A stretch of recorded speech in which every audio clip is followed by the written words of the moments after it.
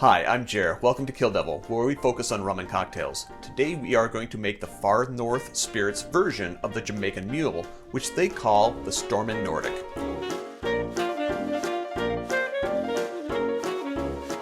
The first thing I'm going to do to make this drink is to add ice to my Collins glass.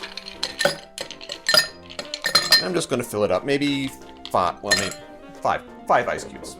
Next, I'm going to put in 1.5 ounces of the Ålander Spiced Rum. 1.5 ounces is 45 milliliters. Next, the recipe calls for the juice of 1/4 of a lime.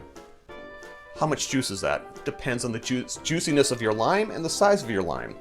I'm just going to put in 1/4 ounce. You can put in more if you like it a little bit more sour. Fresh squeezed lime juice. 1/4 of an ounce is 7.5 milliliters. Finally, ginger beer.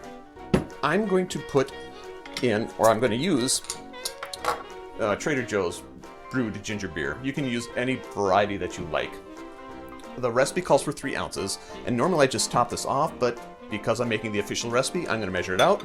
3 ounces is 90 milliliters.